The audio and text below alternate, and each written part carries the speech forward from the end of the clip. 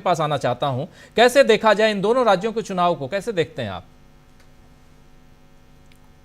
कि मैं थोड़ा सा एक जो नज़रिया है मेरा देखने का वो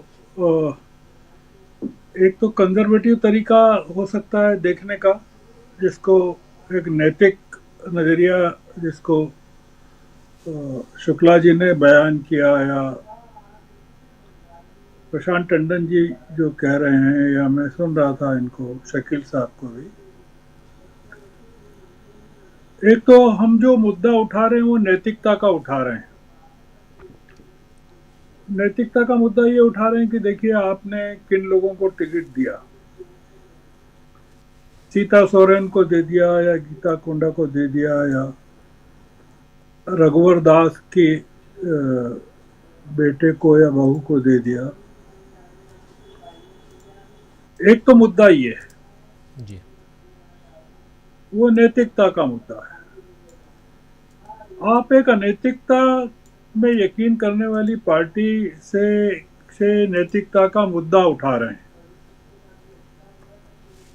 एक ऐसी पार्टी जिसका मॉरलिटी से कोई मतलब नहीं है, जो अ, हर तरह का समझौता करने को तैयार है। और जो बुनियादी फर्क है मतलब राहुल गांधी में और भारतीय जनता पार्टी में, वो बुनियादी फर्क ही यही है कि राहुल गांधी कॉम्प्रोमाइज नहीं करते हैं कुछ मूल्यों पर, और ये सब मूल्यों को ताक पे रख देते हैं। अब मैं थोड़ा सा राजीव जी नैतिक मूल्यों की बात नहीं कर रहा हूँ। जी।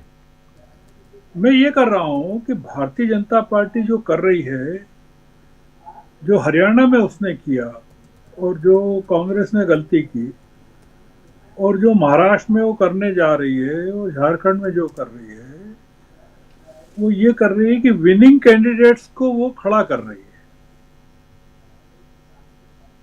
नैतिकता का मुद्दा नहीं है उनके सामने।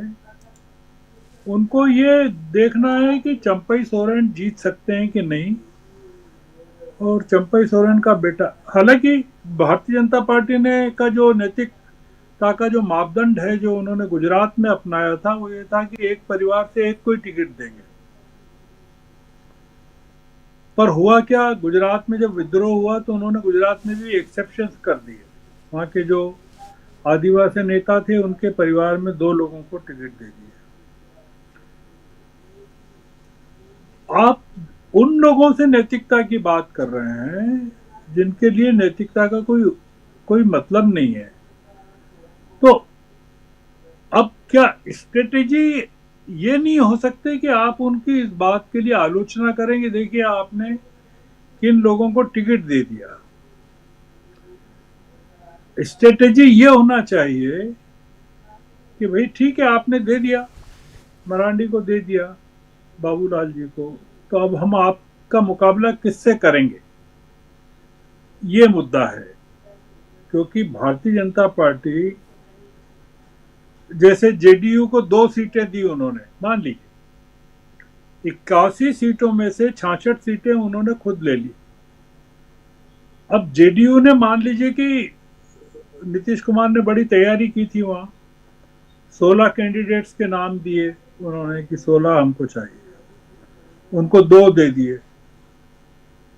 पिछली बार भी जेडीयू के 2 लोग जीते थे, और लोक जनशक्ति पार्टी का एक आदमी जीता था, और एएसजेयू का भी एक आदमी जीता था। मैं कुल मिलाकर जो कह रहा हूं कि जो बेसिक गलती हरियाणा में हुई थी वो ये हो गई थी कि राहुल गांधी ने बहुत सारी चीजें लोकल लोगों पर छोड़ दी थी, और टिकट गलत चले गए कुछ लोगों को। हरियाणा में अगर हम इस मुद्दे को उठाएंगे कि इन्होंने किस लोगों को टिकट दे दिए, तो थोड़ा गड़बड़ हो जाएगा, क्योंकि हरियाणा झारखंड में इस मुद्दे को उठाएंगे जी। कि किनको दे दिए तो गड़बड़ हो जाएगा। इनका मुकाबला कैसे करें राहुल गांधी और हेमंत सोरेन मिलके, ये चुनौती है वहां। और यही चुनौती महाराष्ट्र में है, जो बड़ी चुनौती है। 288 सीट्स में से 200 सीटों पर तो इनकी सहमति हो गई है, 200 से ज्यादा पर हो चुकी है। वैसे जो फर्क है मेरे ख्याल से 28-30 सीटों पर थोड़ा सा मतभेद है। वो भी हो जाएगा, क्योंकि ये जो सीटें हैं ये मुख्यतः बम्बई के इलाके की सीटें हैं, बम्बई आसपास की, थाने की, नासिक की, ये सीटें हैं।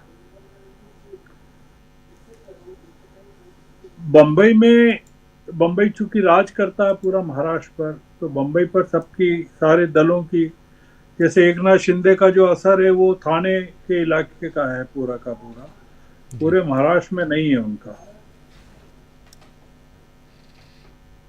शिवसेना का जो उद्धव का है वो अर्बन एरियाज में ज्यादा है, शरद पवार का विदर्भ में ज्यादा है। तो ये जो पूरा का पूरा मामला है महाराष्ट्र का, ये अगर मिलकर नहीं लड़ेंगे राजीव जी, तो दिक्कत हो जाएगी। देखिए, मैं इस समय नैतिकता को लेके कोई सवाल नहीं करना चाहता कि महाराष्ट्र में बीजेपी क्या कर रही है। वो 150 सीटों पर लड़ने वाली है, उन्होंने कहा है, और अजीत पवार को कम से कम सीटें देगी। महाराष्ट्र के लिए, बीजेपी के लिए और संघ के लिए इस समय किसी भी कीमत पर जीतना जरूरी है। आपने ये कहा कि डीजीपी झारखंड का बदल दिया और महाराष्ट्र का नहीं बदला, वो नहीं बदलेंगे। हमको ये तय करना पड़ेगा कि खेल के पूरे जो कार्ड्स हैं उनके पास हैं। उन्होंने बेईमानी करके सारे के सारे जो तुरुप के पत्ते हैं अपने पास रखे हुए हैं। तो इसलिए दूसरा एक मुद्दा ये है कि जम्मू कश्मीर में जो हुआ उससे आप तुलना नहीं कर सकते झारखंड की और महाराष्ट्र में। जम्मू कश्मीर की जो जीत है वो बेसिकली अलग जीत है, उसमें वहां बीजेपी थी नहीं, पूरी तरह से गायब है। वैली में तो पूरी गायब है, और नुकसान उनको जम्मू में भी हो गया, बीजेपी को काफी नुकसान हो गया। जम्मू कश्मीर जैसी स्थिति झारखंड में बीजेपी की नहीं है और महाराष्ट्र में भी नहीं है। तो इसलिए थोड़ा सा हमको एक फर्क करके चलना पड़ेगा कि अब जैसे वैली में सिर्फ 19 जगह पर उन्होंने खड़े किए, पूरी की पूरी इतनी बड़ी वैली में बीजेपी ने। लोकसभा में तो खड़े ही नहीं किए थे वैली में, लद्दाख में भी नहीं खड़े किए थे जी। स्ट्रेटेजी का मुकाबला स्ट्रेटेजी से करना पड़ेगा, और वो स्ट्रेटेजी अगर है कांग्रेस और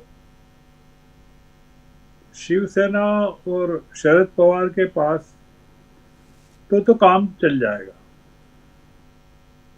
अखिलेश यादव का बड़ा फर्क पड़ेगा तो वहां जाने से, क्योंकि 60% पॉपुलेशन नॉन महाराष्ट्रियंस की है बॉम्बे में, 60% जी। तो, और 19% गुजराती हैं, मतलब जो ओरिजिनल महाराष्ट्रियंस हैं कम है। नॉर्थ इंडिया के काफी लोग हैं, 20% के करीब लोग हैं नॉर्थ इंडिया के। तो वो बड़ा फर्क करेंगे वहां जो सीटें हैं, एक एक सीट पर फर्क पड़ने वाला है महाराष्ट्र में इस बार। अगर आप पिछले लोकसभा का जो आंकड़े देखें तो 31 सीट्स में जो फर्क रहा है हार जीत का 5,000 का रहा है जी। 31 सीट्स में। लोकसभा के चुनाव में असेंबली सेगमेंट्स की मैं बात बता रहा हूं, और उसकी बात करें तो 158 सीटों पर महाराष्ट्र विकास अघाड़ी है, और उनसे 35 सीटों से कम इनको मिली है महायुति को। तो 35 सीटें वो कम मिली और 31 पर फर्क ये रहा 5,000 का। बहुत कांटे की लड़ाई है राजीव जी महाराष्ट्र में।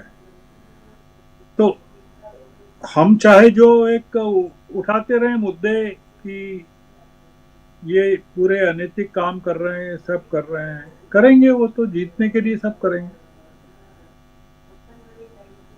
बिल्कुल। एक तो नजरिया ये हो सकता है, दूसरा जो नजरिया ये है कि वोटर्स पर छोड़ दें कि भाई उनको बताएं कि ये सब अनैतिक काम कर रहे हैं तो आप हमारा साथ दीजिए। तो अब मैं नहीं जानता कि उसमें वोटर्स, आप सोचिए कि जो वहाँ के 5 प्लाजाज हैं बॉम्बे के, उनको लाइट व्हीकल्स की एंट्री फ्री कर दी उन्होंने जी। महाराष्ट्र बॉम्बे में। 2.5 लाख व्हीकल्स रोज आते हैं वहाँ, टोल टैक्स नहीं देंगे वो। हर तरह की बेईमानी कर रहे हैं लोग, तो वो करेंगे। तो इसलिए मैं थोड़ा सा, एक सिनिकल व्यू है पर नहीं, बिल्कुल सही आप कह रहे हैं। एक लड़ाई जो है वो एथिकल वे में लड़ी जा रही है और एक तरफ वही लड़ाई किसी दूसरे अंदाज में, दूसरे स्टाइल में लड़ी जा रही है, और उसमें कौन आगे होगा, क्योंकि जब यहाँ एथिकल वे नहीं है, जब यहाँ लड़ाई जो है वो साम दाम दंड